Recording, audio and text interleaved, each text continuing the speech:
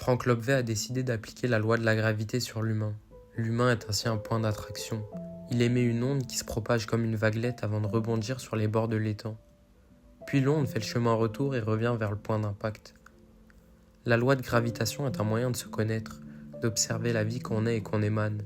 Ce phénomène retour est un cocktail de nos intentions, pensées, émotions et croyances, et nous les montre par le biais de l'expérience.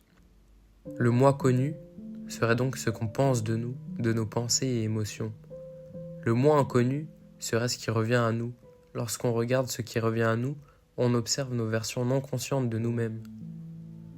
Nous, êtres humains, émettons des vibrations autour de nous. Certains appellent ça un champ électromagnétique, d'autres l'aura ou encore de la chaleur. Cette vibration que nous émettons impacte la vie autour de nous car elle revient à nous. Comme dit l'adage populaire, on récolte ce que l'on sème. Finalement, ce qu'on récolte n'est ni une punition ni une récompense d'un être divin. C'est simplement un effet mécanique. La loi de gravitation appliquée aux êtres humains est différente de la loi du talion. On fait l'expérience des vibrations qu'on a émises et non pas l'expérience des actions qu'on a faites. Par exemple, Frank Lobvet nous donne l'exemple d'une vieille dame qui a été agressée dans la rue. Cette vieille dame en apparence était innocente, elle n'avait rien fait et cette agression était injuste parce que cette dame n'avait jamais agressé quelqu'un. Mais en parlant avec elle, Frank se rend compte que cette femme a depuis son jeune âge une haine d'elle-même.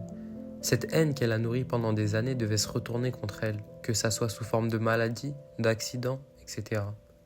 L'homme qui l'a agressée gratuitement en apparence car elle n'a jamais agressé quelqu'un, mais cet homme lui a seulement renvoyé son énergie.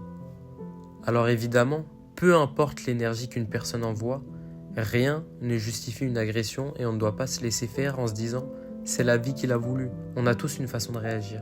L'agression révèle uniquement la vibration qui émane de nous. Ce retour de notre énergie nous permet deux choses. La première, de se découvrir, voir l'énergie et les informations qu'on envoie dans l'univers. Car comme je l'ai dit, notre énergie est faite de nos pensées conscientes et inconscientes. Et les expériences que nous vivons reflètent cette énergie. En quelque sorte, on pourrait dire « je vis ce que je suis ». Et ça n'a rien d'ésotérique ou de mystique, c'est simplement une loi physique. Lorsqu'un son est émis, un écho nous revient. La deuxième chose, c'est de se créer, parce que face à ce qui nous arrive, on réagit, et la manière dont on réagit détermine qui on est et qui on veut être. Finalement, la question à se poser lorsqu'il nous arrive un événement désagréable n'est pas « putain, pourquoi j'ai pas de chance ?», mais plutôt « comment et quelle part de moi a désiré ça ?»